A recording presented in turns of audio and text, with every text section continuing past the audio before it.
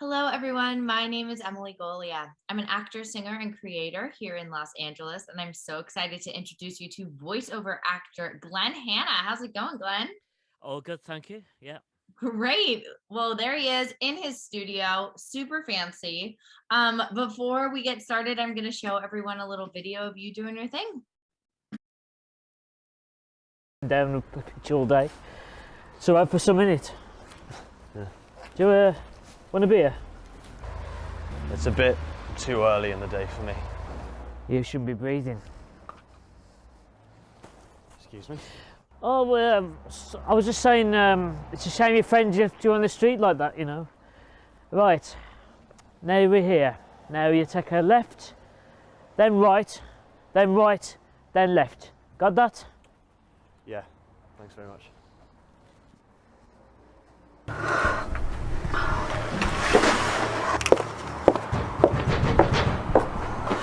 Mary, you haven't seen our mum and Esther, have you? Can't seem to get hold of them. I haven't seen him at all day. Oh. Are you all right, Michael? Yeah. You don't look too well. Yeah, can't seem to get hold of them. Well, I'm sure they haven't gone far. Awesome. I love that. You're so talented. Can you tell us a little about what we just saw? Basically, it's a montage of films I've done, short films that were local to the area I live in. Some have gone in festivals, some have just been on just for local filmmakers, really. Some have done well. But yeah, it was just a series of films. Some were funny, some were serious. One of them was called Villain's Night, and that was about each year somebody gets killed in the village. So I was playing one of the characters, and I was getting letters and everything, and that was one of the films. But yeah, there's so many different films I've done. Did you say that one was going to go to Netflix soon? Yeah, the one that I did last year will eventually be. Yeah, I'm only in the film for a couple of minutes, and I blow myself up, unfortunately. Great. So I can't come back for the sequel. There is going to be a sequel, but yeah, it's I've been supporting the filmmaker for a few years now, and now he's getting producers behind him, and he's getting money there. So he's dedicated his life to filmmaking, really. But it's only for recently that he's actually got producers behind him now. So he's finally gonna get the credit he deserves, really. Absolutely. That's how it works, right? Work really, really hard to for people to be like, he came out of nowhere. And he's like, definitely, no. yeah, definitely, yeah. So let's talk about you. Where did you grow up, and then when did you start doing voiceover? I grew up in Wolverhampton, small. It's a city now, but it never used to be. It's a town. It's only became a city 20 years ago, in the Millennium City, and last 6 years really I've done voiceover. Somebody told me in passing that I'd never do voiceover, and it kind of made me annoyed a little bit because it got me frustrated. I thought, I'm not going to show that person that I can at the time. And at the time I was in a tribute band, English band here, called Take That, which the Americans don't know. I think they had a big hit with Back for Good. But other than that, they were like the English New Kids on the Block. Oh, okay, so great. I was portraying that, going around doing gigs around the UK. Quite fun. So fun. That sounds really fun. Yeah, it was good. And so, yeah, somebody just said, because of my accent, because of where I'm from, even though there's been a lot of actors from the Midlands that have done really well, you know, there's one program in particular that probably the Americans will probably know is Peaky Blinders. Yeah. But there's not a lot of people realize that none of the actors in Peaky Blinders are from the actual area they're portraying. Oh my gosh. So okay. No, they can't actually do the accent properly. Oh, look at you. But even though I'm not from Birmingham, so it's not far away, but I kind of like know for a fact that none of the actors are from Birmingham. So yeah, totally. Hey, I'm hearing my cat. He wants to be part of the conversation. Awesome. So did you what was it that made you suddenly be into voiceover? Like, what was the moment that you were like, oh, I can make this a career? Well, a few years ago, I went on I suppose you could call it an unemployment course with a college, a local college to me. And the actual ending of the course was to produce your own radio show. So I was introduced to Audacity for the first time, and I was the only person confident enough to do the voiceovers, but they weren't brilliant. They weren't amazing. And if we listen to my original recordings, they were so bad. You know, so many clicks and pops, so many Oh, yeah. background sounds, and I've had to like learn for a few years now how to sound engineer. I Mhm. went back to college the last 2 years ago, doing sound engineering because I put my studio together myself. I didn't have any Yeah. help, and it took me a while to get it going. I've now got two setups now, so I've got two. So that studio there that you can see in the background, my green screen picture, is actually in a garden shed. Oh my God. Wow. So I soundproofed the garden shed, and so yeah. Amazing. Mhm. Wow, that's so great. So you Mhm. were at a course, you were like, they were like, we need someone to do a voiceover. Will you just do it? So you did it. Mhm. And then you were like, wait. Yeah, yeah, might as well get going. I mean, I've always done acting since I was 6 years old, but I've never. I was always wondering how to get into voiceover at the time, and Yeah. I mean, there's more information about voiceover from stateside than there is in England.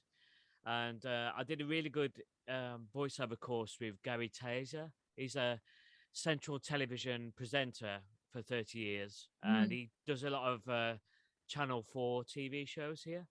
Um, but he was the one that I did the course with. But there's so many courses that I've learned from stateside. There's Earl Hall. I did his free course, and there's Anthony Pica. There's Bill DeWeese is probably the best who does a course over your side of Wow. the pond, I should Okay. say. But there's more information about Americans doing voiceover than there is England because I think they seem to have the handle on it really. You know, I think they have more. There's more sort of like a more of a bigger market in America than there is here for voiceover, I Yeah, suppose. maybe. I mean, I don't know. I don't know. Mm, I'll mm, believe what you say, but that's it. did you like really thrive over the pandemic? I mean, you must have been one of the only people that was like ready to go. Well, in during COVID times, I was actually a call agent from home. Weirdly enough, I was applying for some jobs, and then well, fiance, I have to say now because she's my fiance. We're getting married next Oh, year, congratulations. and she actually saw this job on Indeed, a job site here, and I became a track and trace agent, which the government spent so much money on track and trace. So we called in people who tested positive for COVID. So I managed to save a lot of money doing that as well as Oh doing my God, that's voiceover. so wild. So yeah, yeah. So I mean, 6 months though. For 6 months, I was paid for free, for nothing.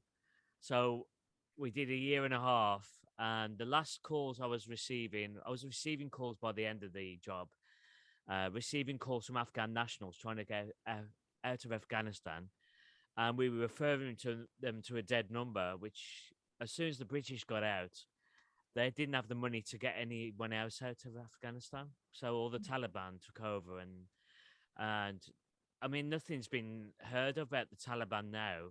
It's all about Putin and Russia now. So it's Yeah. crazy. Wow. Whoa. That is so. I totally was asking you about your voiceover work, but you were like, actually, I did. But I mean, I guess that's still kind of voiceover. You had to be able to talk with people over the. Yeah, definitely. Yeah, I was still doing audio stuff. I do some stuff for somebody in Canada.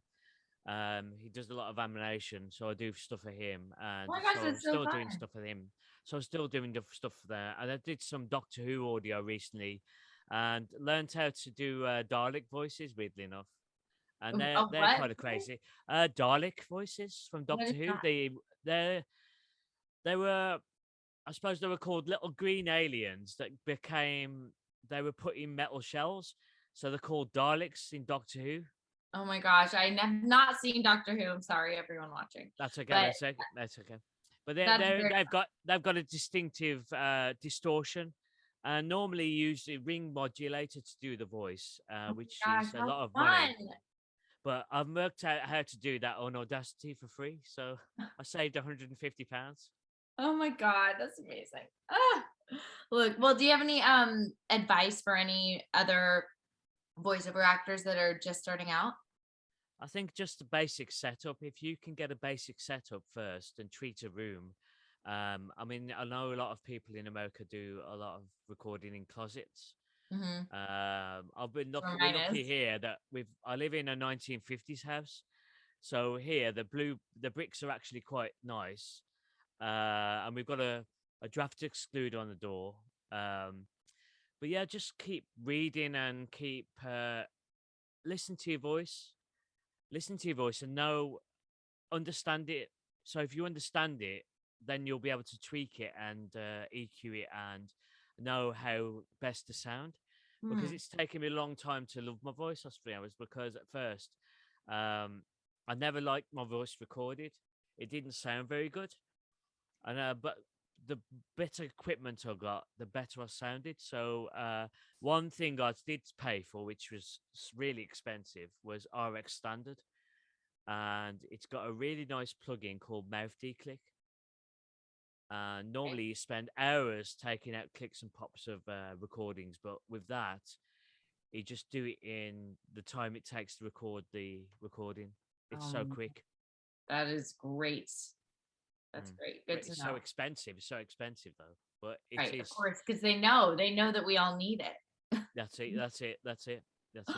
I Oh mean, man. I'm recording on. This is a Focusrite 2i2 studio bundle, and I bought that, and it was a great little bundle. Um, but the mic that I've got in the picture, I'll just duck my head. It's an Yeah. actual.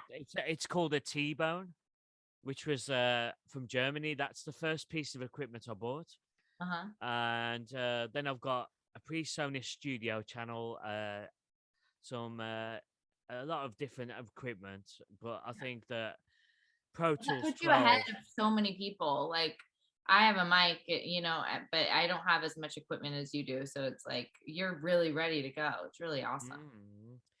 But yeah, the accent that I've got is a black country accent because in the olden days they used to have mines here, so people would come up with black faces, and somebody from America actually moved here recently in the last 4 or 5 years, and she came and she loves the Midlands. She came from Washington, and there's a Black Country Museum, and she thought it was about Black history. And I it's don't all blame about her. mining, industrial revolution. Really, it's about the trains, the coal mines. A lot of old shops. There's some actors playing old characters. There's a Oh, that's fish fun. shop as well. It's a really nice museum about the history of the industrial revolution. Really.